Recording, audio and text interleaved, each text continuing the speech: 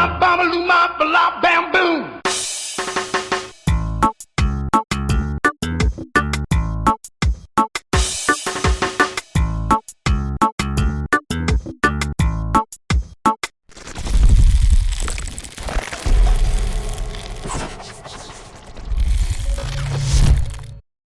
Salutations and felicitations, everybody. Welcome back to Reason, Deism, and God, our discussion on the Declaration of Sinlessness and the 11 reasonable reasons for that Declaration of Sinlessness. I'm your host, Tim Wingate, World Union of Deists, and we will be continuing our discussion. Last time we were talking about the preponderance and plethora of pedophilia in some of the mainline Christian denominations, as well as some of the offshoots, specifically the Jehovah's Witnesses, as they were in the news recently. Speaking of the Jehovah's Witnesses, I remember reading years ago, getting into understanding the differences between mainstream Christianity and what used to be called Russellites. Jehovah's Witnesses were started by a guy by the name of Charles Taz Russell, who was a pretty well-known scammer back in the day. He supposedly translated, and they've got their own version of the Bible. That's the main thing. They got their own version of the Bible because they're the ones who are the real Bible studiers, and they're the ones who really know the Bible better than everybody else. So you got the various branches of Christianity all deal with the same text, basically, and that's the Bible, depending on the variations. Now, even we can even talk just very quickly. You've got the North African, the Coptic. You've got the what is called the Syrian or the Eastern Mediterranean version. You've got maybe there's four now that I think about it. You've also got the Orthodox, Eastern Rite, the group that the Greek Orthodox and the Russian Orthodox and Serbian Orthodox, and all these churches deal with their interpretations of what they believe things are supposed to be. And of course you have Roman Catholicism, and then out of Roman Catholicism you have all the variations of Protestantism. I love it how people like to say Protestant because we don't want to sound like we're protesting. Well, the word is Protestant, not Protestant. But, hey, put an emphasis on a different syllable, make an A and I. Who cares?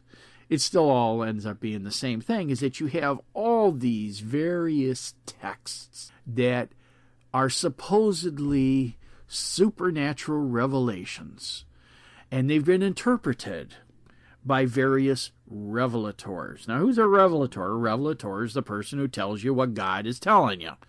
They have a revelation. It's been revealed to them. The classic one would be any one of the books of the Bible, especially Old Testaments, written by so-called prophets who said, "Thus saith the Lord, this is what is supposed to be."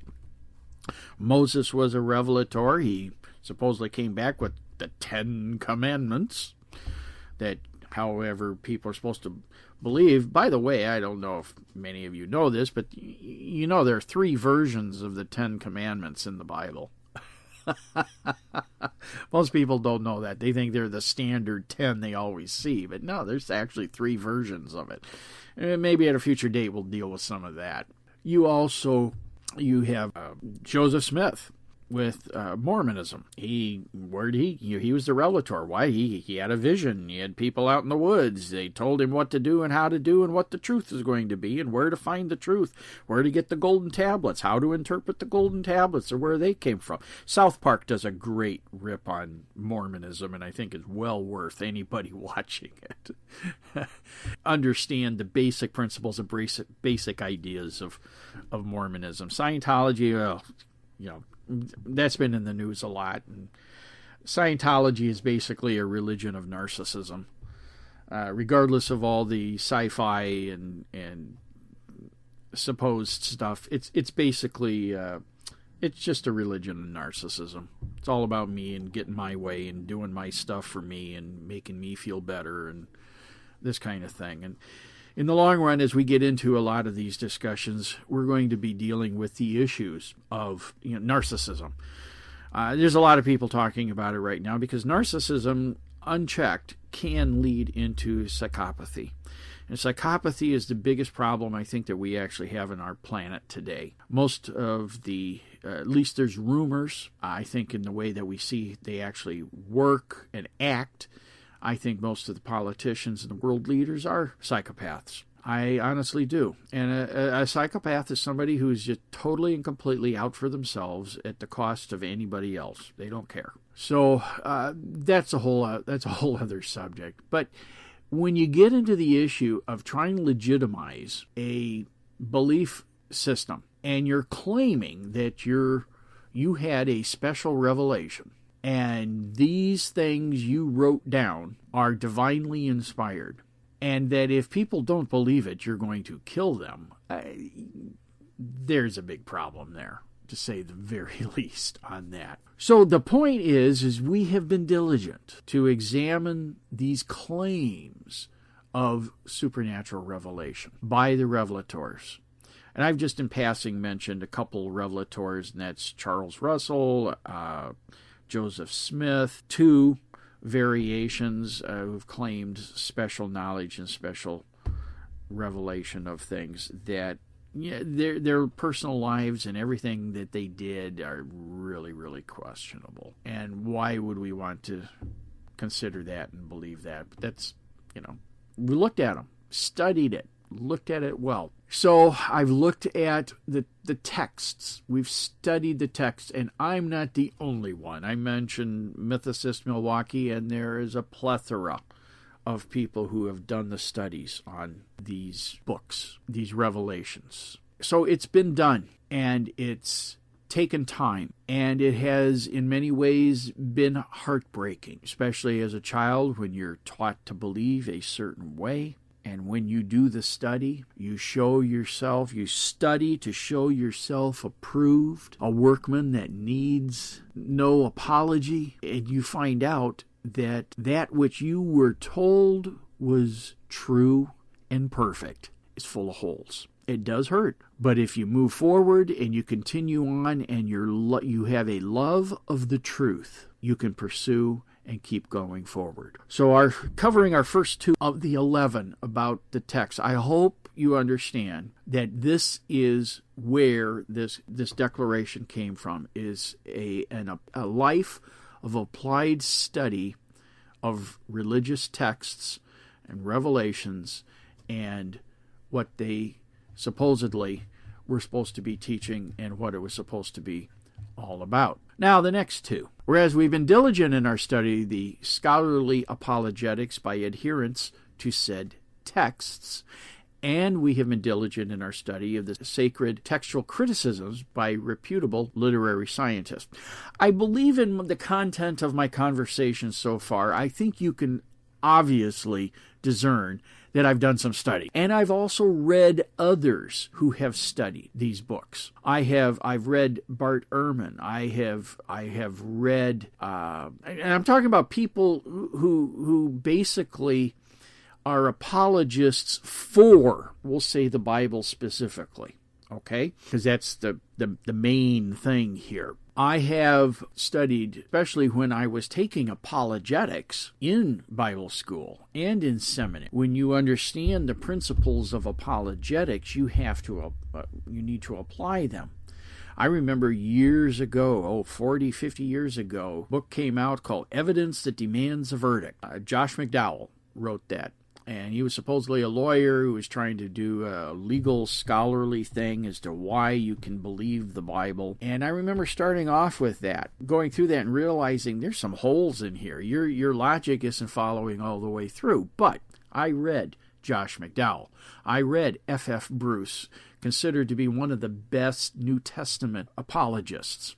Norman Geisler, He used to be a guy who always liked to debate the atheists. And I read a lot of Norman Geisler's material. I remember seeing him on John Ankerberg's show. John Ankerberg was a white-haired TV guy from Mount Prospect, Illinois, who started a TV show dealing with controversial issues and trying to prove the Bible true and end time study and this kind of stuff. I don't even know if he's still alive or not. I suppose I could look it up. He may be around. He may have changed his tune a little bit. I honestly don't know. But Norman Geisler used to be on his show a lot. I read a lot of Norman Geisler's material, specifically Unshakable Foundations is one of them, and A General Introduction to the Bible are two of the major Geisler books. There's a guy by the name of Peter Bocchino. He's another guy who's written pro-Bible. You have Textual Criticism and Literary Interpretation by Jerome McGann. I have his book. I've read his material. I've also read various rabbis' writings on the especially the using the Jewish study Bible. You know, you got Christian study Bibles. Well, there's also a Jewish study Bible, and you can get a lot of information from their viewpoint if you read their material. And David Stern wrote a really, really excellent book dealing with Judaism. It's called The Midrash and Theory: Ancient Jewish Exegesis and Contemporary Literary Studies. And that came out just in 1998. And I remember reading about that, saw it somewhere, and decided I was going to check this out from the library. Checked it out and thought, wow, I need my own copy so I can mark it up. I don't know about you, but I mark up stuff. I tag it, with little stick-on tabs, places I want to go back to and check these things out. But David Stern's Midrash and Theory is an excellent one. I like to look at stuff that sometimes is geared more towards young people because it's a little simpler, especially if you're dealing with a topic in a religious study that you're not real familiar with. So it's a lot easier, to be honest. Sometimes a children's Bible you really get the basic idea. Well, in that case, same thing. A lot of these religions have books that are written for children that kind of, they simplify the belief structure. It helps you get a viewpoint of it. And David Wolpe did a really, really good one called Teaching Your Children About God, A Modern Jewish Approach. That was a really good one from a Jewish point of view. And let's see here. I've also dealt with, now, again, not only the apologists for some of these sacred texts, but have also dealt with the people who were critical. And one other apologist, for at least for the Bible, is Bruce Metzger. He's also really, really good. He deals with the text of the New Testament. That was a really, really good one.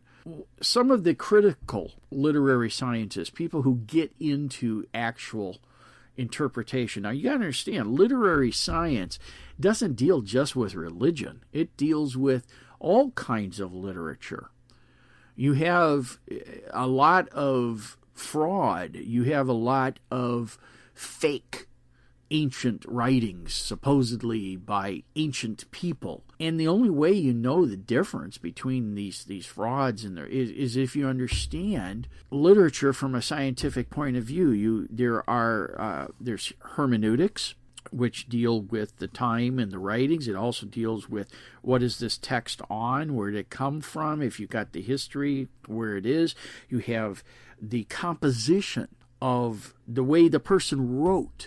People have tried to pass off stuff written by Homer, stuff written by Caesar, even stuff written by Shakespeare. People have tried to pass these things off as legitimate, and the textual criticism, the literary scientist can go in and take a look at this and go, no, not so much. One of the ones today that I tend to really like, just from his approach, because he's very similar to me in age. He's also very similar in his upbringing, and that's Dr. Bart Ehrman. And Bart Ehrman, some people don't like him because I think he's kind of fudged in that he's trying to legitimize the possibility that a real Jesus did exist. To me, it doesn't make any difference whether or not a person named Yeshua ben Yosef actually existed in Nazareth 2,000 years ago, and whether or not he was crucified or not, or whether or not he really was of noble blood that came from the Farsis, that came from what is now Iran today, and that he was actually a descendant of David and had legitimate claim to the throne of Israel. Blah blah blah blah blah, and go on. Da Vinci Code.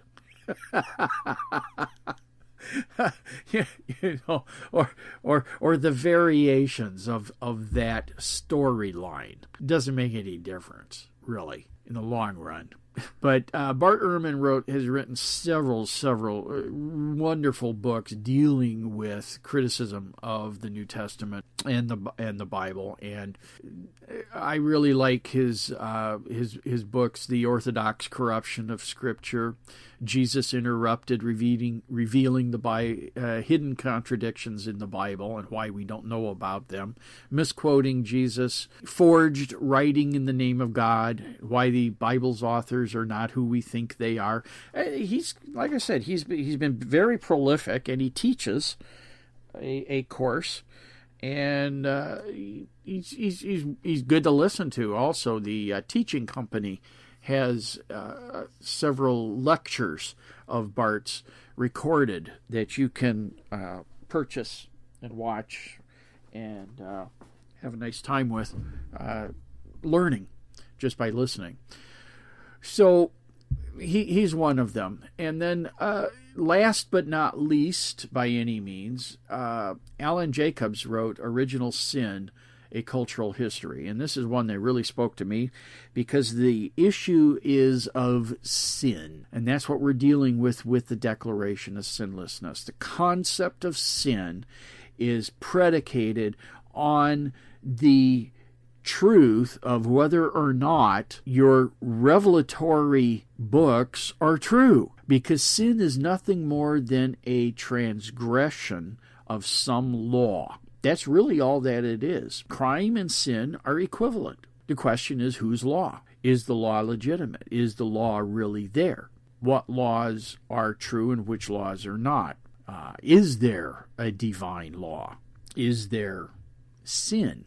And that's what we're going to get into as we progress on. So thanks for listening. Appreciate you tuning in, and we will move on in the next set coming up soon. Thank you all. So for the World Union of Deists and the Declaration of Sinlessness, I'm Tim Wingate. Have a great life. You were born sinless. Your true freedom from sin is here. Declare your freedom from the myth of sin with your own personalized Declaration of Sinlessness and Certification of Sinlessness from the World Union of Deists now. Free your mind, body, and emotions with the irrefutable 11 Reasons of the Declaration of Sinlessness. Enjoy life again. Live sin-free. No more groveling at the golden altars of revealed religionists who designed an imaginary disease just so they could sell you an imaginary cure. Both your personalized Declaration of Sinlessness and Certification of Sinlessness are printed in full color on high-quality parchment paper, shipped in their own black and gold frames, ready for immediate display. Help the World Union of Deists. Spread the light of reason and place your order now. Only $25 plus shipping from the World Union of Deists. www.deism.com. You'll be glad you did.